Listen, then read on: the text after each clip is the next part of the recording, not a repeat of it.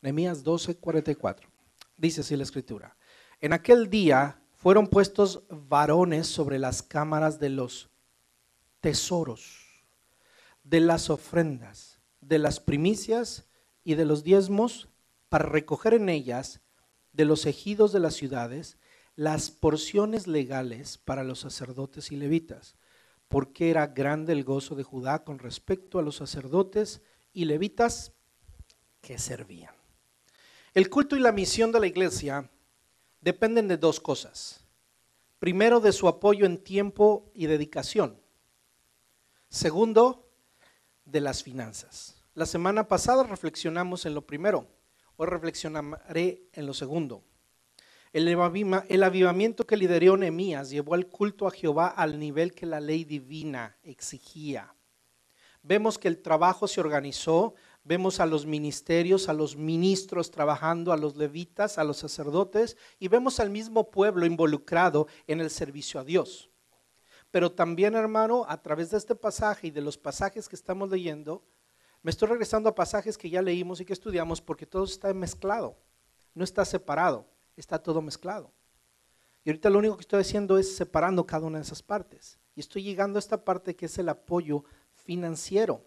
Porque si ignoramos el sistema financiero que respalda económicamente el ministerio, no estamos desarrollando un ministerio sano, saludable y completo. ¿Sí? Así que déjenme analizar el sistema financiero del pueblo de Israel. Para esto quiero llevarlo a Nehemías, ahí dele la vuelta a su Biblia al capítulo 10. En Nehemías capítulo 10. Nehemías capítulo 10, versículo 31. A partir de ahí se nos describe el sistema financiero que había de sustentar el avivamiento. Diga, avivamiento. ¿Quiere un avivamiento? Un avivamiento es algo espiritual, pero que tiene un impacto en lo material. No se puede hablar de un avivamiento espiritual cuando no se ve en el aspecto material. ¿Sí? Es decir, el avivamiento espiritual también se sostiene con cuestiones materiales. ¿Usted ha oído de grandes avivamientos en las iglesias? Se han oído muchos avivamientos en muchos momentos, en muchos lugares. Pero, ¿sabe? Hay avivamientos que han sido impactados porque no se administran adecuadamente los recursos. El pueblo de Israel tuvo un avivamiento y vamos a ver cómo este avivamiento pusieron las bases, pero al no darle seguimiento hubo problemas. Y uno de los grandes problemas era la administración financiera de ese avivamiento. Así que vamos a ver primero el sistema financiero del pueblo de Israel, porque esa es la base para el sistema financiero que debemos nosotros implementar dentro de la iglesia local. ¿Okay? Veamos el versículo 31. Dice así: asimismo, que si los pueblos de la tierra trajesen a vender mercaderías y comestibles en el día de reposo, nada tomaríamos de ellos en ese día. Recuerda que aquí el pueblo de Israel está haciendo una promesa. Y esa promesa es de que si los pueblos de la tierra trajesen a vender mercaderías y comestibles en el día de reposo, nada tomaríamos de ellos en ese día, ni en otro día santificado. Entonces lo primero que van a hacer es de que van a controlar el comercio. ¿Qué es lo primero que hace ese avivamiento? Controlan el comercio. La actividad económica no estorbaría los aspectos espirituales y prácticos. La primera enseñanza que encontramos de este sistema financiero es de que la labor económica no iba a estorbar la parte espiritual. En nuestras familias tenemos caos espirituales porque nosotros los que somos padres a veces no tenemos el cuidado de poner límites, de poner distancias, y a veces por irnos por la parte material descuidamos la parte espiritual. No debemos descuidar ni una ni la otra, ni lo material ni lo espiritual. Si nos vamos por lo material, descuidamos lo espiritual. Y los que van a padecer son nosotros mismos y nuestros hijos. Ven un mal ejemplo en nosotros. Somos gente que no buscamos a Dios. ¿Con el pretexto de qué? De que tenemos que hacer dinero. Y no estoy diciendo que no tengamos que trabajar, que no tengamos que proveer para nuestra casa, porque ese es un deber que tenemos como cristianos, ser diligentes en nuestros trabajos. Pero cuando estorba nuestra vida espiritual, tenemos que hacer algo. ¿Qué hizo el pueblo de Israel? Todos estos comerciantes estaban obstruyendo nuestro día de reposo, que era sagrado a Dios. Estaban contaminando, ¿por qué? Porque el pueblo estaba haciendo negocios. Entonces, lo primero que tenemos que hacer es trabajar cada uno de nosotros en nuestras vidas para asegurarnos de que la parte espiritual está bien. Nosotros tenemos que asegurarnos de que nuestro trabajo no estorba con la obra de Dios, con la iglesia y con nuestra familia. Si su trabajo es una prioridad, debe ser una grande prioridad, porque por medio de su trabajo usted sostiene a su familia. Y para todos nosotros una grande prioridad es muy importante nuestro trabajo. Y hemos enseñado aquí, hermano, hay que cuidar nuestro trabajo y hay que ser buenos empleados. Hay que ser buenos cristianos en nuestros trabajos. Pero el cristiano también no estorba la vida espiritual por las causas de negocios. Si usted hace negocios cuando usted debería estar dedicado espiritualmente a algo está pasando en su vida y va a traer consecuencias a usted y a su propia familia, a la iglesia. Hermano, si cada uno de nosotros, hermano, hiciéramos negocios sin importar el horario de la iglesia, aquí estaremos vacíos. ¿Sabe una cosa? Algún tiempo yo tenía el sueño de ver a toda la iglesia en un servicio. Y siempre esperaba que ese domingo todos los hermanos de la iglesia, todos llegaran. Hasta que me cansé. Es más, ni los eventos más importantes, un aniversario, que digamos, ojalá que en el aniversario estén todos los hermanos, ni en eso están todos los hermanos. Porque cada uno está ocupado en sus cosas y no es una prioridad la obra de Dios. ¿Qué es lo que hizo Israel? ¿Saben qué? Pues tenemos que ponerlo como ley. Aquí, el sábado, no entra ni un solo comerciante. Pusieron levitas en las puertas de la ciudad y cuando se iba a colarse un comerciante, porque este es el día sagrado de Dios. ¿Okay? Número 2, vamos ahí al versículo 31. Sigo leyendo el versículo 31. Dice, nada tomaríamos de ellos en ese día ni en otro día santificado.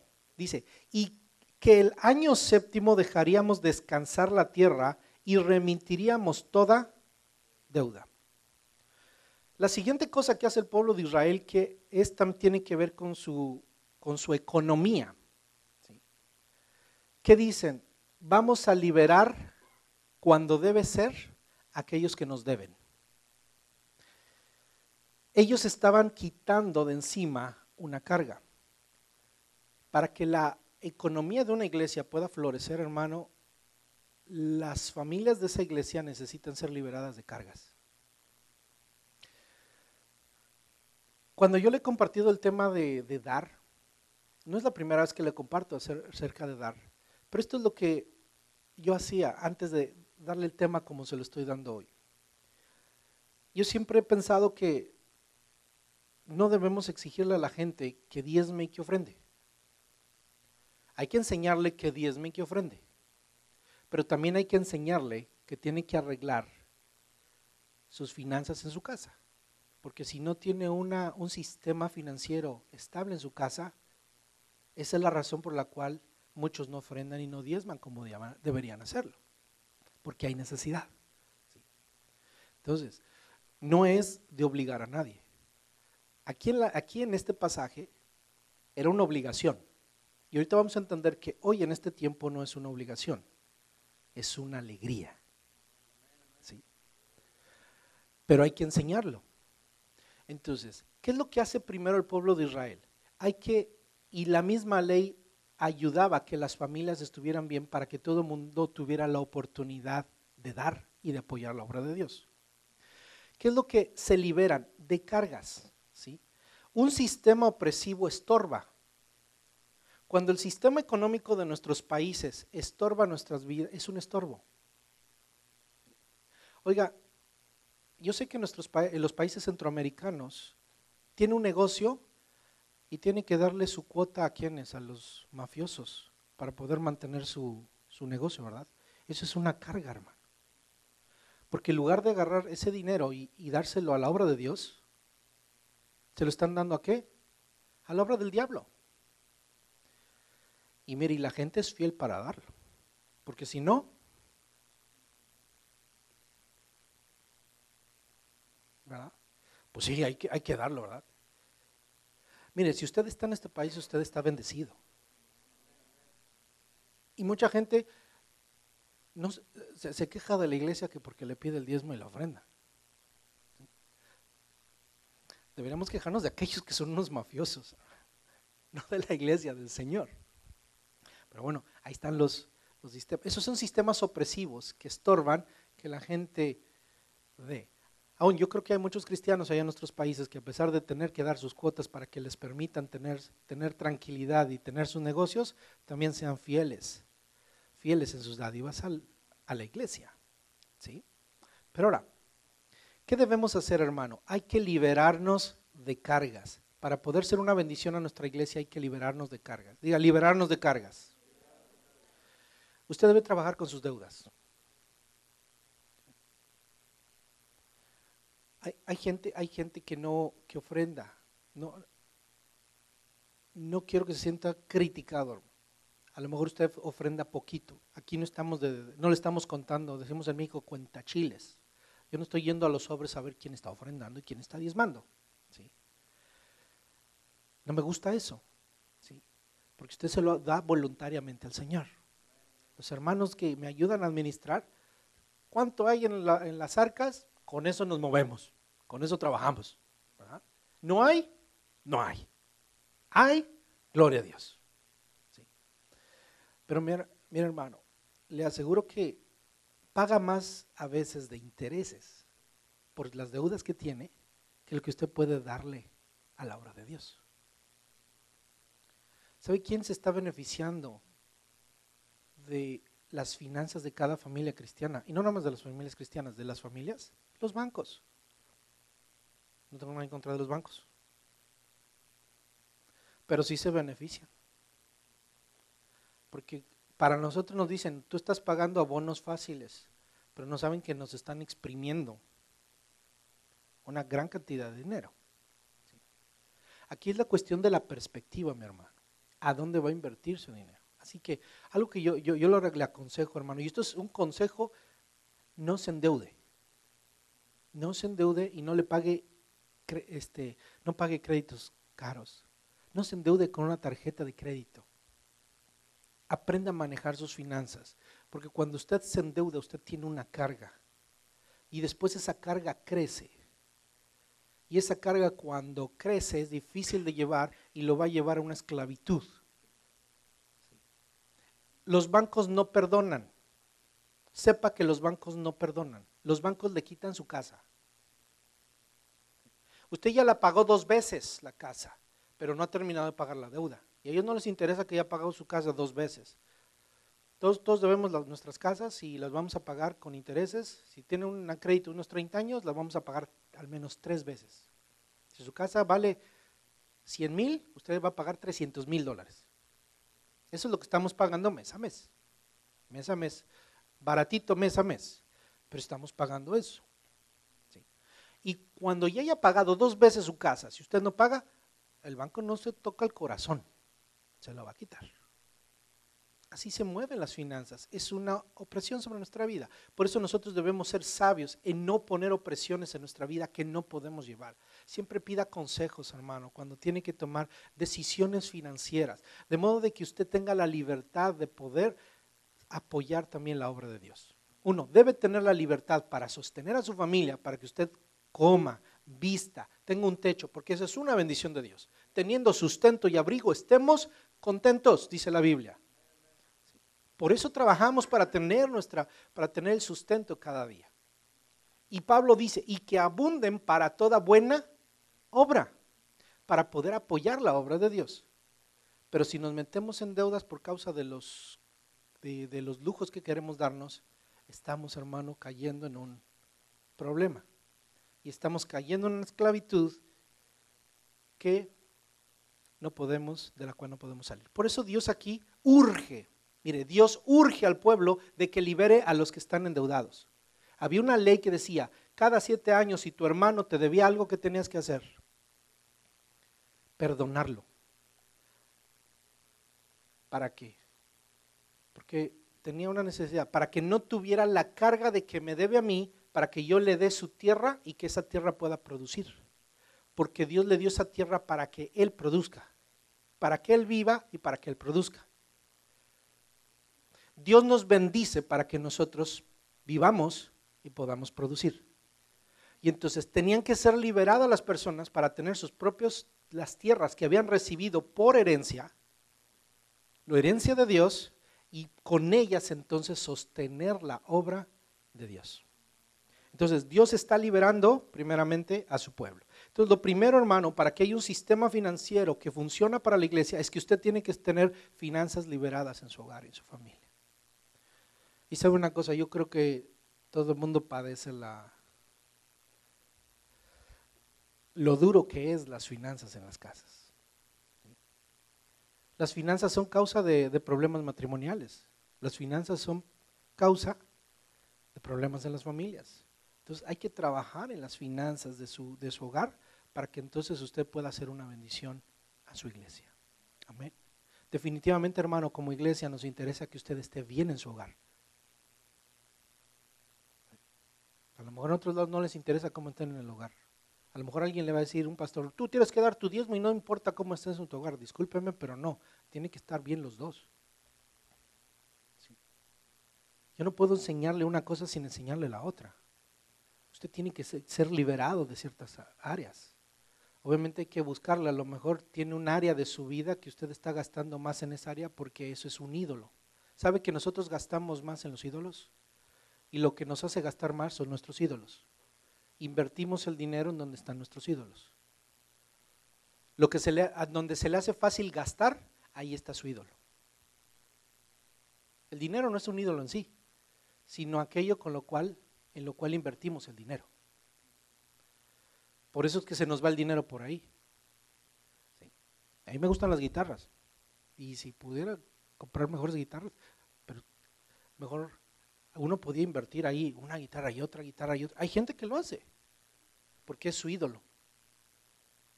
¿Qué tengo que hacer? Yo no puedo hacer de eso un ídolo. Yo debo renunciar a ese ídolo y conformarme con lo que tengo. Mucha gente tiene el ídolo de tener el último teléfono de moda. Y cuando sale, ahí gasta más. Dicen que nos los dan gratis. No son gratis, ¿verdad? No son gratis, los pagamos. Sí. Pero ahí están nuestros ídolos. ¿Ok? Sigamos adelante. Versículo 32. Nos impusimos además por ley el cargo de contribuir cada año con la tercera parte de un ciclo para la obra de la casa de nuestro Dios. Estas son, le llamo cuotas necesarias. No hemos, hermano, en la iglesia no hemos tenido esa práctica de estarle pidiendo dinero. Espero creo que no lo hemos hecho, hermano. Gloria a Dios. No hemos tenido la necesidad, gloria a Dios. Hermano, hasta ahorita hemos llegado por la bendita misericordia de nuestro Dios. Y si usted ve esto, hermano, esto es una bendición. Donde estamos ahorita, por el tiempo que tenemos, es una bendición. ¿Sí? Y no hemos estado poniéndole cuota a nadie. ¿Sí? Y hay gente que se ha quejado, es que llegué a una iglesia, hermano, y me pidieron cuota, ¿no? ¿Sí? Ahora, yo quiero preguntarle, ¿y si pidiéramos cuota estaríamos mal?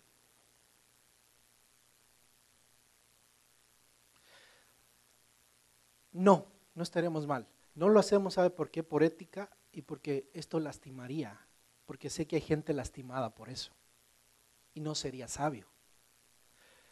Pero yo quiero instruirlo, hermano, porque si un día el Señor, Dios lo podía exigir y podía pedirnos, ¿sabes qué?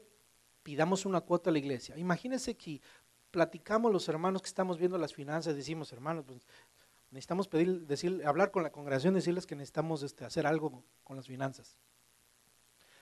Quiero, hermano, que tengamos la confianza de decirle, hermanos, pues ¿qué hacemos?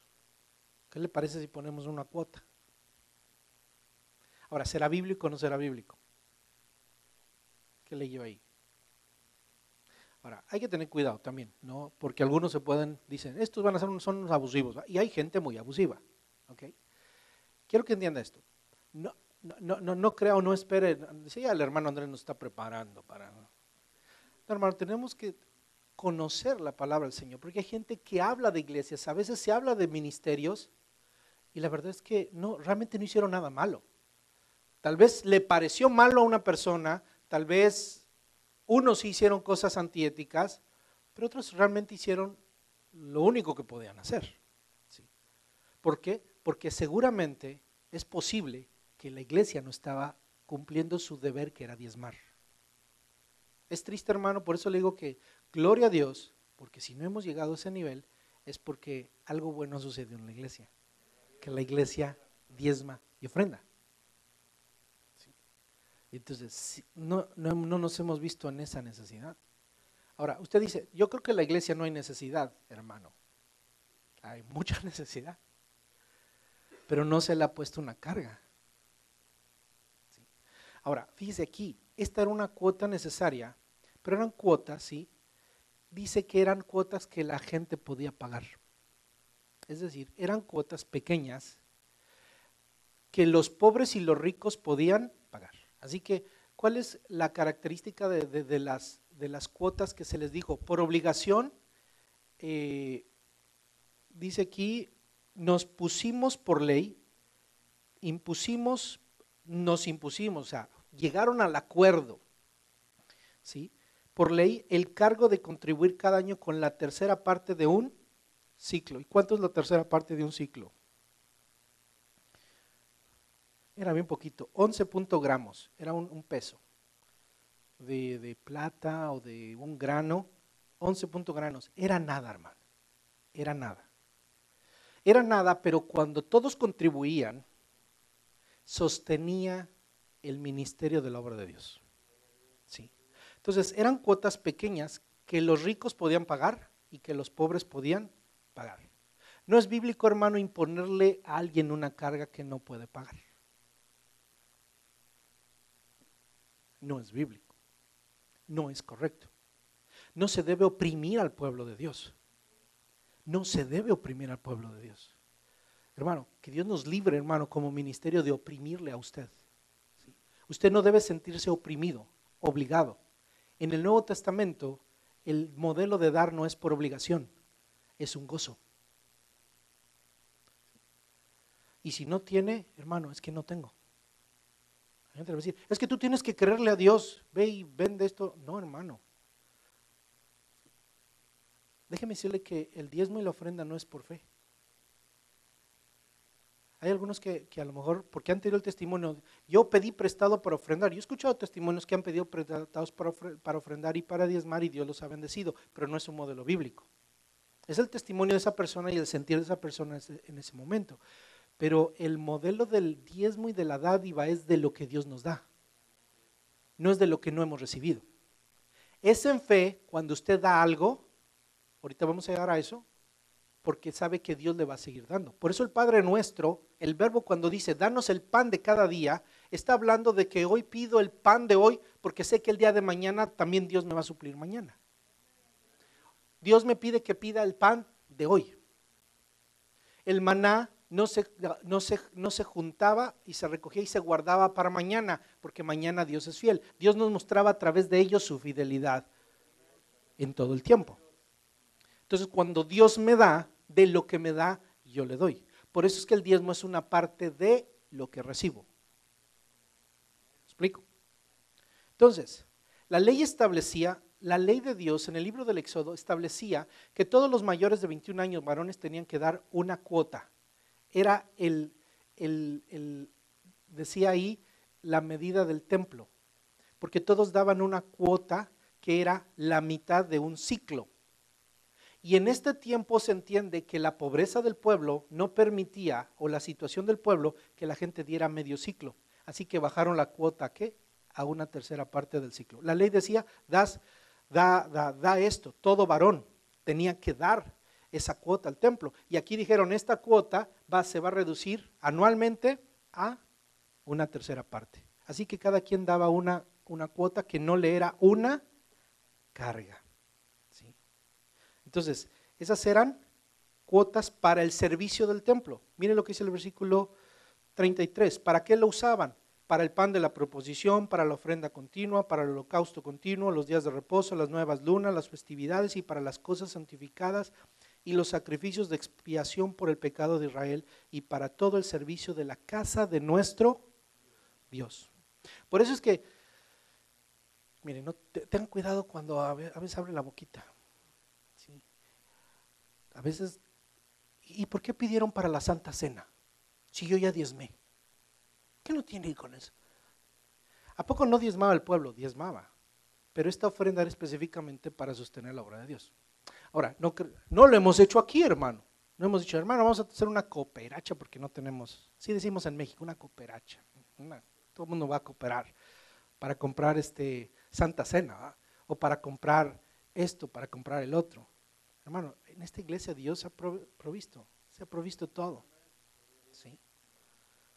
Entonces, ¿y por qué nos van a cobrar los libros de los niños? ¿Y por qué vamos a tener que pagar por los chalecos de los niños de los clubs?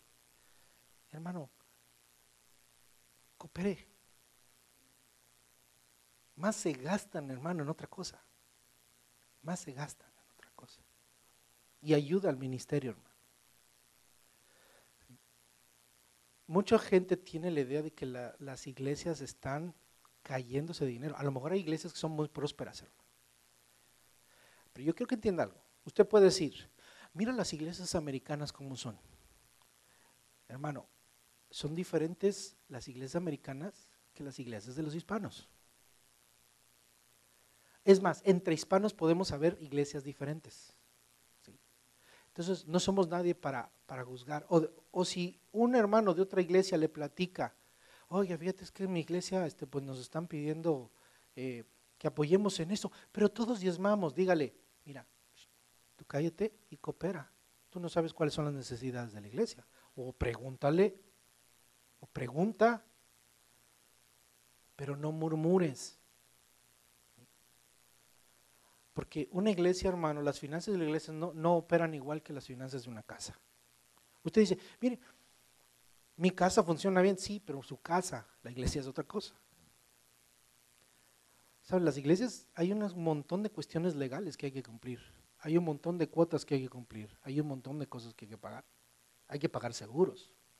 Usted no sabe que hasta inclusive para que usted pueda ahorita ver esas cosas en las pantallas tenemos que pagar una licencia. ¿Usted sabía que tenemos que pagar una licencia por eso? Usted dice, wow, ahí vemos las canciones. Sí, pero queremos estar legales y cada año tenemos que pagar una cuota, hermano, porque es legal, porque queremos ser legales. Y hay un montón de cosas que hay que pagar y todavía estamos aprendiendo eso. Y uno dice, no lo he pagado nunca. ¿Sabe? Esas son cargas sobre nosotros. Pero hay que hacerlo. Sí. Muy bien. Sigamos adelante, 34. Echamos también suerte los sacerdotes, los levitas y el pueblo, acerca de la ofrenda de la leña. Recuerda que eso hablamos la semana pasada. Para traerla a la casa de nuestro Dios, según las casas de nuestros padres, en los tiempos determinados cada año, para quemar sobre el altar de Jehová nuestro Dios, como está escrito en la ley.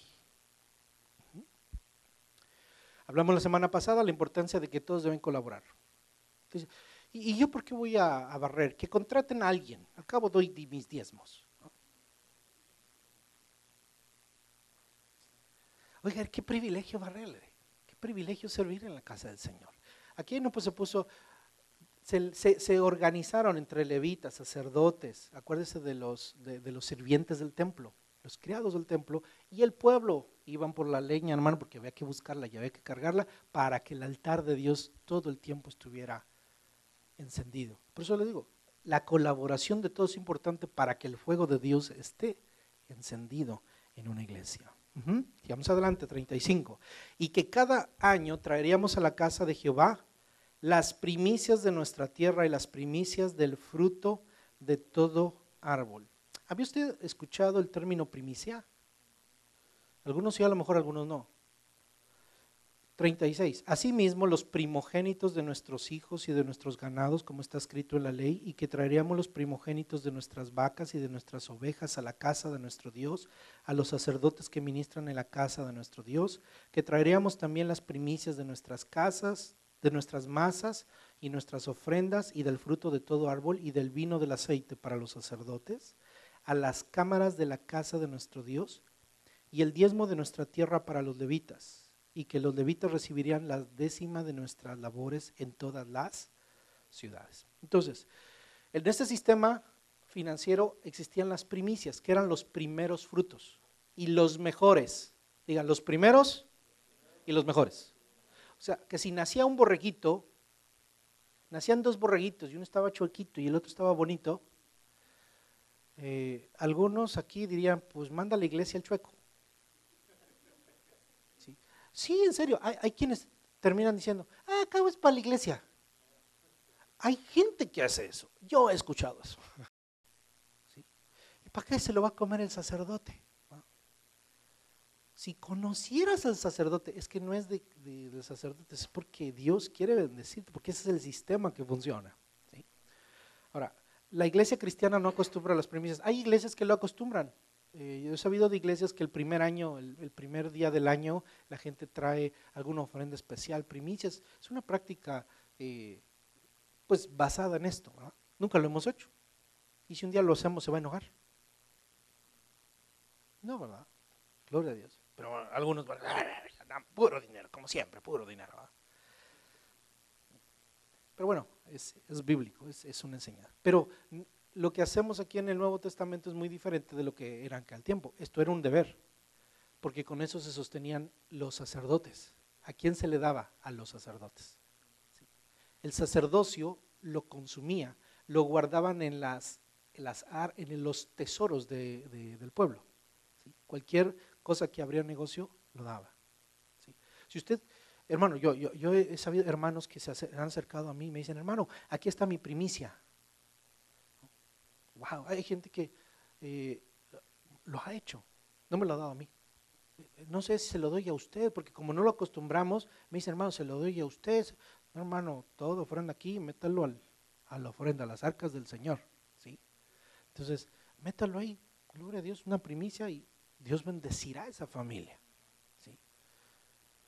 Gloria a Dios, si alguien quiere dar una primicia, una ofrenda especial, algo, hermano, hágalo. Si se le llama primicia, le llame diezmo, le llame ofrenda. Por eso cuando pido, siempre le digo, vamos a levantar nuestros diezmos, ofrendas, nuestras dádivas. Porque hermano, el término que se quiere usar, obviamente tenemos bien determinado lo que es una ofrenda y lo que es un diezmo, pero pueden haber dádivas, que serían diferentes ofrendas que se le dan al Señor.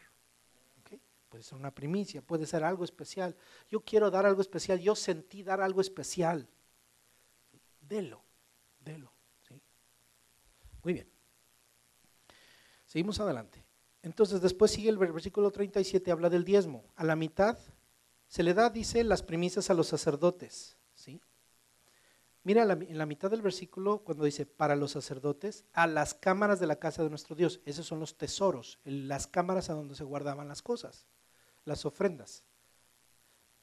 Dice, y el diezmo de nuestra tierra para los levitas. ¿A quiénes se les daba el diezmo? A los levitas. ¿Para qué era el diezmo? Para sostener a los levitas, para que comieran. Y que los levitas recibirán las décimas de nuestras labores en todas las ciudades. Porque los levitas no tenían herencia. Los levitas se dedicaban a servir a Dios. ¿Y de dónde comían y de qué se sostenían? De los diezmos. ¿Para qué eran los diezmos? Para sostener a los levitas. ¿Sí? Ahora bien, 38. Y que estaría el sacerdote hijo de Aarón con los levitas cuando los levitas recibiesen el diezmo.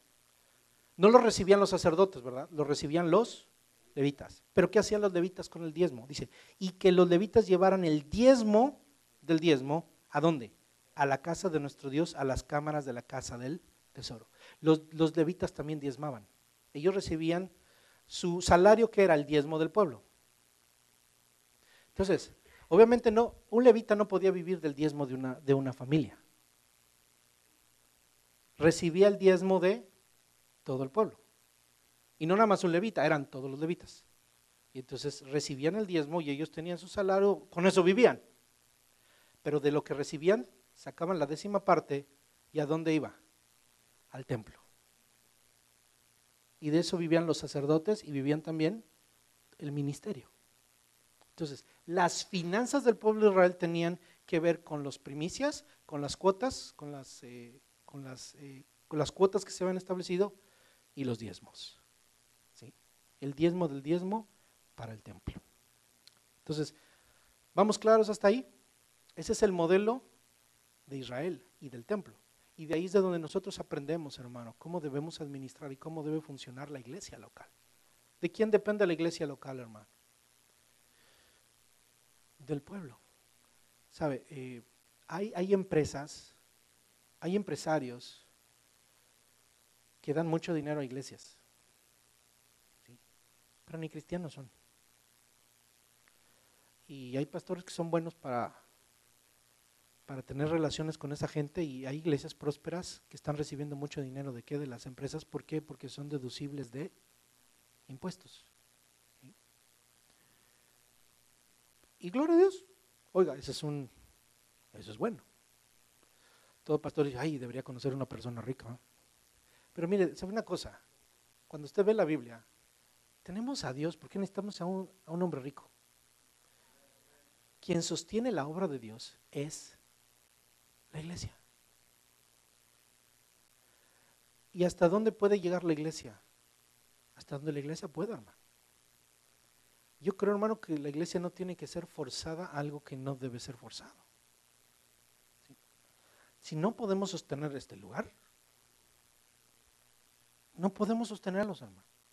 No nos sintamos tristes, no nos sintamos amargados, no nos sintamos que fallamos. Es cuestión de dinero, hermano. Hoy se puede pagar, mañana no se puede pagar. Así es la vida, hermano, porque estamos viviendo en eso. Dependemos de Dios y vamos a seguir moviéndonos por fe, hermano. Debemos seguir moviéndonos por fe. Pero hay cosas que debemos entender. La obra de Dios la sostiene la iglesia. Por eso es importante que usted colabore. ¿Sí? Porque sí le voy a decir, no tenemos un hombre rico que sostenga esta iglesia. ¿Sabe quién está sosteniendo esta iglesia? Es Dios. ¿A través de quién? De usted, del pueblo de Dios. Y hermano, estoy agradecido con Dios. Y estamos contentos, hermano, de lo que Dios ha hecho a través de usted. ¿Okay? Ahora, hay una pregunta. ¿Por qué la casa de Dios está abandonada? La respuesta a esta pregunta nos va a definir la importancia del sistema financiero que le da fluidez al ministerio. Nehemías 13:10. Lee ahí Nehemías 13:10, dice así.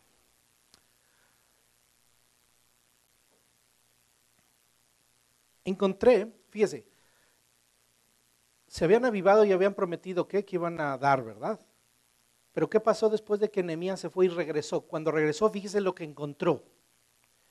Encontré asimismo que las porciones de los levitas no les habían sido dadas, y que los levitas y cantores que hacían el servicio habían huido cada uno a su heredad. ¿Qué pasó?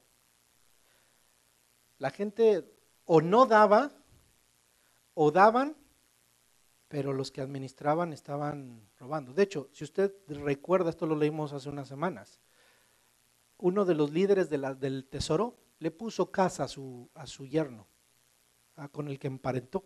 Y en los cuartitos los cuartos donde deberían estar guardados los diezmos, las ofrendas, allí le había puesto su casa. ¿Y qué hizo Nehemías? Dice que le agarró sus mueblecitos, sus tiliches, le digo, y se los aventó para afuera. Se enojó y dijo, ¿cómo? Y luego se encuentra con que no le habían dado sus porciones a los levitas. ¿Y dónde están los levitas? ¿Dónde hay cantores? ¿Dónde está el grupo de alabanza? ¿Dónde están los ujieres que están en las puertas? ¿Dónde están los que traen la leña? ¿Dónde están? Huyeron. ¿Y por qué huyeron? Pues porque no tenían que comer.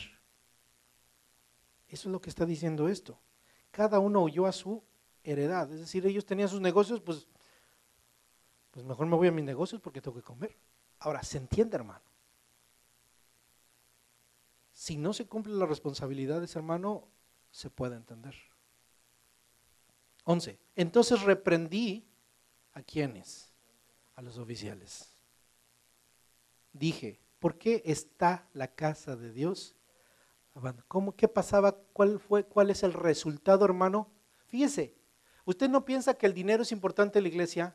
Si no había dinero y si no estaba bien administrado el dinero, no había ministerio. Y la casa de Dios estaba abandonada. A niveles pastorales y de concilios y demás, hermano, hay una responsabilidad y hay una labor que están desarrollando, levantar ministros y formar nuevos ministros jóvenes. Pero uno de los grandes retos que enfrenta un ministro joven o una persona que va a empezar el ministerio es la situación económica. Porque tiene que comer y tiene que darle de comer a una familia. Si hay algo que sufre todo plantador de iglesia, hermano, es que la situación económica, porque una iglesia recién plantada no puede sostener a su ministro. ¿Y qué tiene que hacer el plantador? Ser lo que se llama bivocational, o sea, tener un trabajo, trabaja en la iglesia y trabaja secularmente. Y eso tiene un efecto, hermano. La forma de entonces desarrollar, porque esa es la forma en la que nosotros tenemos, hermano, es a través del trabajo conjunto, que puede mantener el trabajo de las iglesias. Hay análisis, hermano, de plantadores de iglesias en donde también a veces es bueno que los ministros trabajamos, tenemos nuestro propio trabajo, tenemos nuestra propia entrada, de modo de que no le somos una carga a la iglesia. Y puede desarrollarse el ministerio.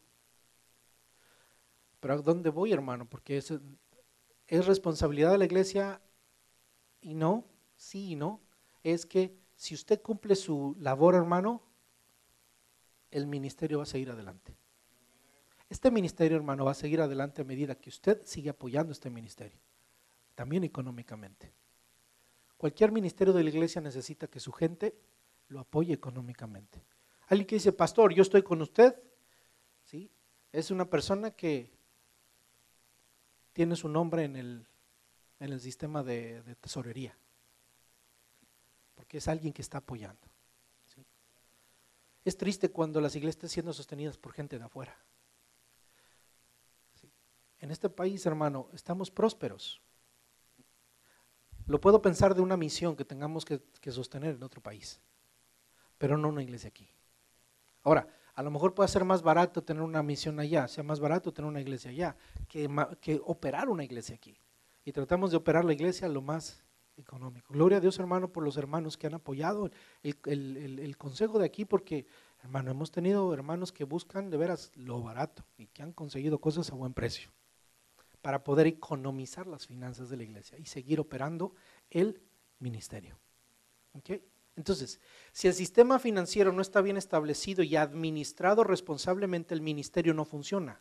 El ministerio debe llevarse a cabo sin interrupción y carga. Una casa espiritual abandonada, ¿sí?, cuando no se trabaja diligentemente, ¿sí?, es por causa de que no se han administrado los recursos adecuadamente o no están fluyendo los recursos adecuadamente. Amén. Para usted, ¿qué significa, hermano? ¿Estoy apoyando mi iglesia local o no la estoy apoyando? ¿Sí? Sigamos leyendo, 13:10. Entonces reprendí a los oficiales diciendo, ¿por qué está la casa de Dios abandonada? Y los reuní y los puse en sus puestos. Y todo Judá, ¿qué hizo?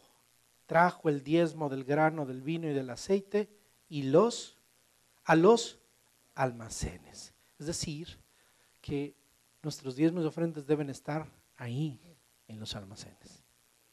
En nuestro tiempo, ¿qué son? Nuestras ofrendas, nuestras dádivas. ¿Sí? El alfolí, usted ha leído Malaquías 3:10, usted lo sabe, ¿verdad? Si alguien quiere motivar al diezmo, decimos, ¿qué dice Malaquías 3:10? Traed los diezmos al alfolí y hay alimento en mi casa, dice el Señor. Y veréis si no abro las ventanas de los cielos y derramo bendición hasta que sobreabunde. Nos gusta la parte de que nos dice, ustedes me habéis robado. ¿Por qué? Póngase a pensar, fíjate, ahora entiende usted qué es lo que está diciendo Malaquías. Ustedes me habían robado, ¿por qué? Porque no han traído los diezmos. ¿A dónde? Al alfolí, es decir, los cuartos en donde se guardaba el grano y todo el aceite y todo lo que la gente traía para el ministerio estaban vacíos. Lo mismo que aquí encontró Nehemías. La casa de Dios estaba abandonada. Si lo traemos a nuestros días, que de pronto trajéramos nuestro reporte, hermano, anual y le dijéramos, hermanos, la cuenta de la iglesia de vida en Cristo está vacía. No hay dinero. Hermanos, pues tuvimos que vender las bocinas.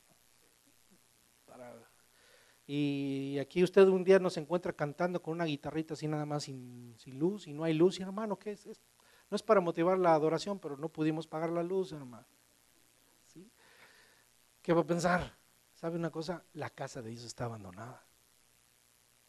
Está abandonada. ¿Sí? Entonces, el alfolí, que dice Malaquías, es el lugar donde se almacenan los tesoros. Eran los cuartos de la casa de Dios en donde se almacenaban las cosas. El alfolí, hermano, representan el capital con el que cuenta una empresa. Las empresas tienen un capital y con ese capital lo invierten para poder multiplicarlo y sacar dinero. En la iglesia, hermano, el capital, ¿para qué lo usamos? No somos inclusive el mundo, ¿cómo nos reconoce a las iglesias? Como una non-profit organization. Somos una organización que no tenemos ningún fin de lucro. Y entonces, si tenemos recursos, ¿para qué son? Para invertirlos en el reino de Dios. Para cumplir una visión que es llevar el evangelio a las gentes, edificar a los creyentes, edificar a las familias y llevar el evangelio, hermano, a cualquier lugar del mundo. Apoyar a la gente que está necesitada.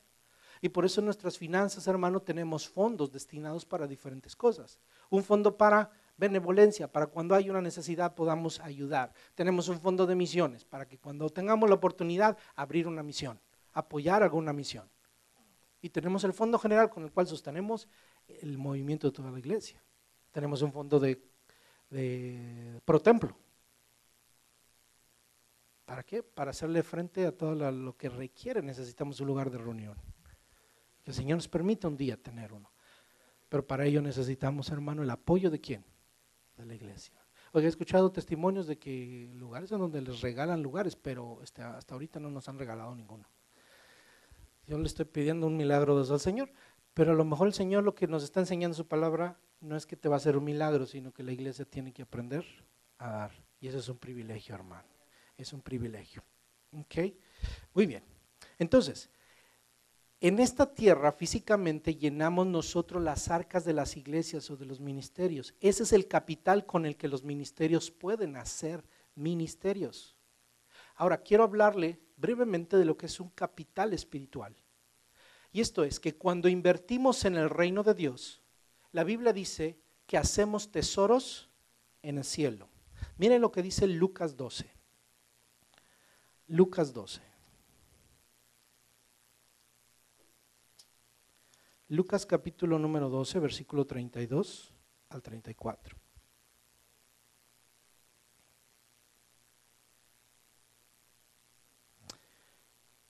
Dice así: no temáis, manada pequeña, porque vuestro Padre le ha placido daros el reino. Fíjense, no tengan temor ustedes. A Dios les ha placido darnos, ¿qué? Mucho dinero. No, ¿verdad? El reino. ¿Qué nos da a nosotros? El reino. Ahora, ¿qué tenemos que hacer en el reino? Vended lo que poseáis y dad limosna.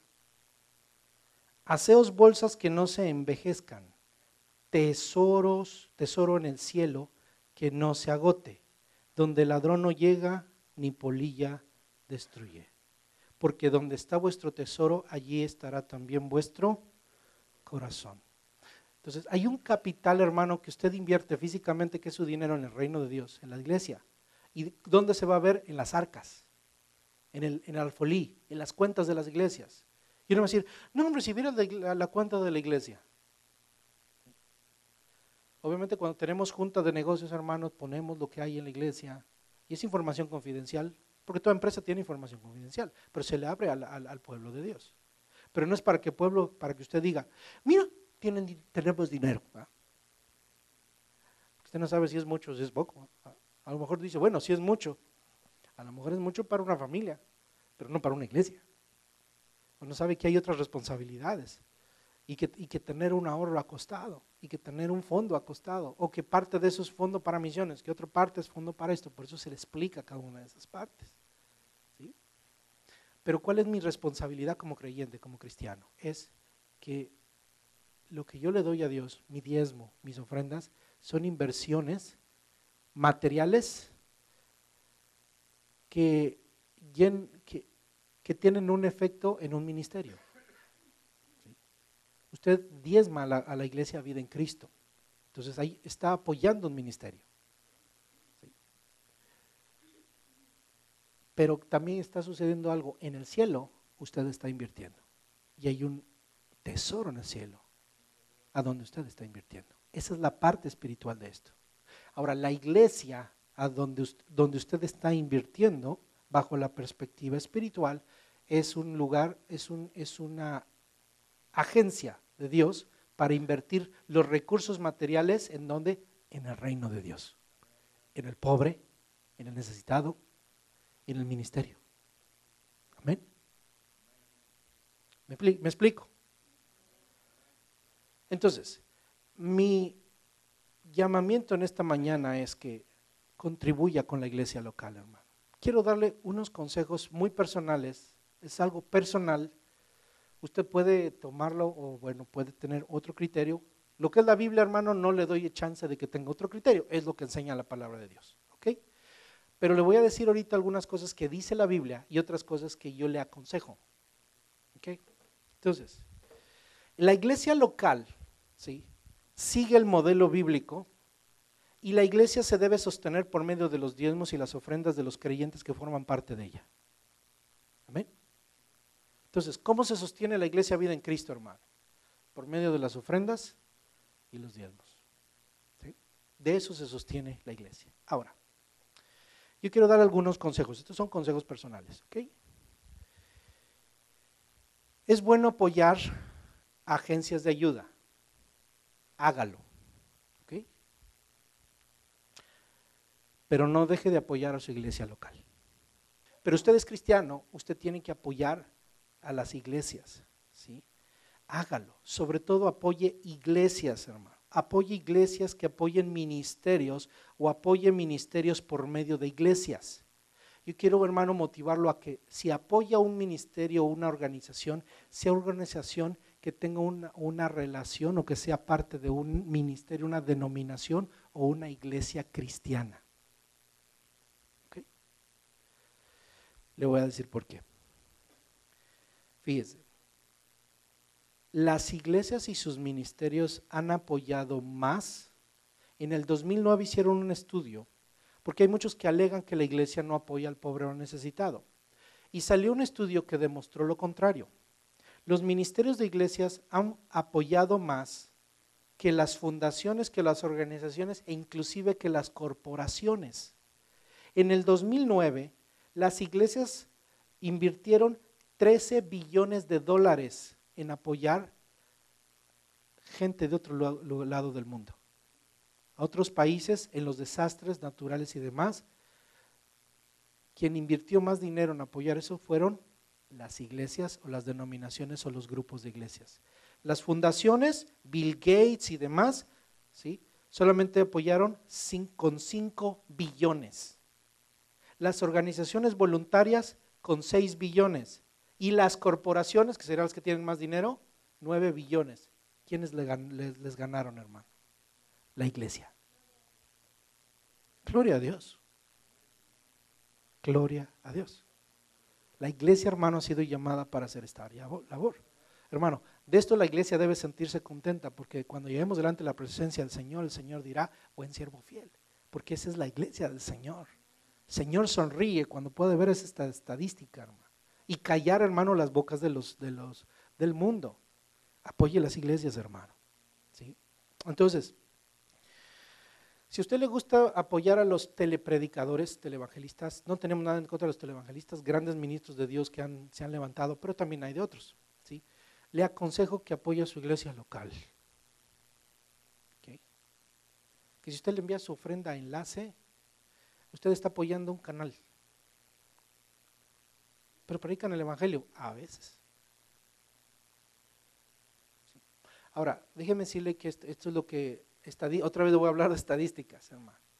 El grande porcentaje de gastos que tienen esos ministerios no son en la obra ministerial, sino en sostener los canales y sostener un canal. Son caros. Y a lo mejor se necesitan, hay canales cristianos, gloria a Dios, cuando están buscando las estaciones de radio, los cristianos. Hermanos, si lo quiere apoyar, apóyelo, pero no a costa del apoyo de la iglesia. Su iglesia debe ser prioritaria. La iglesia debe ser prioritaria. Ahora, las iglesias pueden estar apoyando ministerios, entonces, ¿puede usted apoyar a la iglesia y nuestra iglesia apoyar a esos ministerios? Pero porque entonces sean ministerios que están probados y que están, hermano, validados por la iglesia. No se vaya con cualquier ministerio o cualquier cosa. ¿Okay? Tenga cuidado, que la misma iglesia valide los ministerios que están apoyando, porque hay ministerios serios y hay ministerios que necesitan. Hay estaciones radiales serias, hay estaciones, hermanos, radiales que deberían apoyarse. ¿Sí? Diezmar y ofrendar en la iglesia local es un gozo cristiano. No es un deber solamente por deber, sino es un gozo cristiano. Y quiero solamente concluir con esto. El motor que mueve a los creyentes a dar no es una obligación, sino la generosidad. Y quisiera que usted vea este video, porque usted se va a dar cuenta de la generosidad. ¿Sí? La generosidad no es la cantidad, sino el corazón.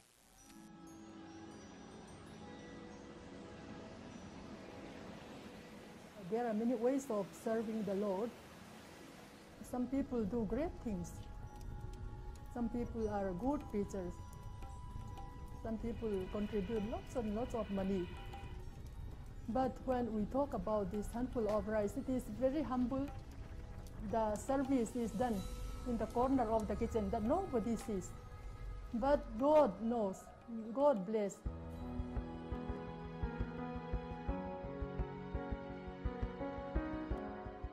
Every day, simple women in the state of Mizoram in northeast India are spearheading a revolution that is sweeping the world of missions.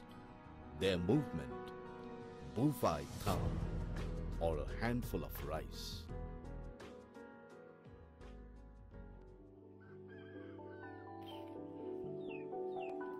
Bufai Tham is a practice where each Mizo family puts aside a handful of rice every time they cook a meal, and later gather it and offer to the church.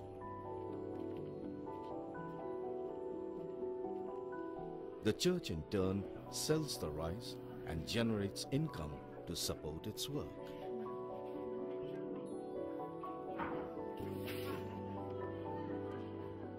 Rice has been the staple food of the people of Mizoram, the main life of the people. You are giving what is basic, essential, fundamental to your life. You are sharing that with God. The Handful of Rice ministry started in Mizoram in 1910. That time, many people did not know the gospel. So the church thought that we need Bible women to spread the gospel of Jesus Christ. The Bible women, they are locally supported women for evangelism.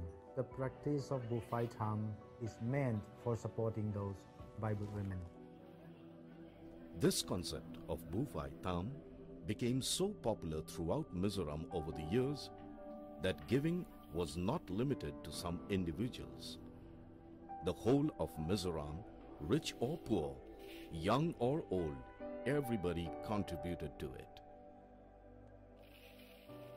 Bufai Tham ni tham tu kosanin nanti na tang chuanin kum samsari amriat vela monya Pathian na lom thu kan soina ka ngaya wangin Bufai Tham ni tham tha ka tia so kan chuma piang khan la li so kan chum ke pa la li so chum ke nan kan tha mani Pathian he na tangmal som na tam tak kan dong sia e tun ai tam zok hi pek ka du ani katia kuta hetia ka tham mai kha ka du tok to lova novin kalau suak ta ano khatte. It is something which my mother has taught all of us right from when we were very young. And I feel like Bufai Tham is a piece of Christian service that anyone can do it. Today, 85% of 900,000 Mizos are Christians. A strong and vibrant church has emerged.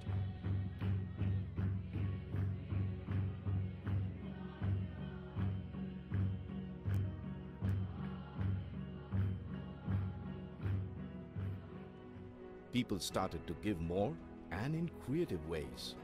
Rice, vegetables, firewood and other produce, and also cash besides their regular tithes to the church. The churches in Mizoram are now self-sufficient.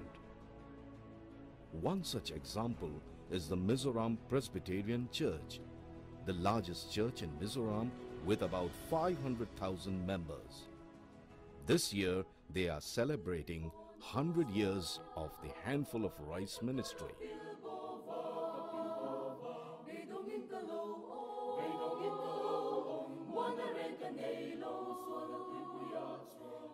In 1914, the money received from the sale of handful of rice was rupees 80. That is $1.5 US. In the year 2009 and 2010, we raised money, $1.5 million US from handful of rice offering. We don't receive any outside funding. All the money we receive is raised within ourselves. At the close of this last fiscal year, we received altogether around 13 million US dollars. Out of that, 12% of our total income is from the handful of rice collection.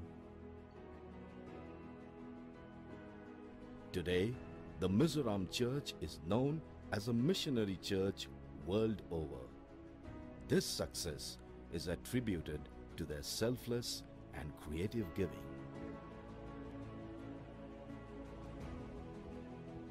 Mizoram state is the most backward state in India, and we are the poorest of the poor, but still we can raise funds for the ministry of the Lord. We can support 1,800 mission workers, and in the meantime we can also send overseas missionaries. There have been times when some churches have thought that we need to get blessings from God, and the attitude has been, what can we get when we become part of the church? But here the handful of rice offering inspires us that God has called us to share what we have with God for God's ministry. We Mizo people say, as long as we have something to eat every day, we have something to give to God every day. Qué inspirador, ¿no? Mientras tengamos algo que comer, tenemos algo que darle a Dios. Un pueblo pobre de los pobres. Wow. Dios puede hacer grandes cosas, hermano, con un pequeño dádiva a Él. Si cada uno de nosotros ponemos nuestro granito de arena, como los hermanos pusieron su puñado de arroz, hacen grandes cosas para la gloria de Dios.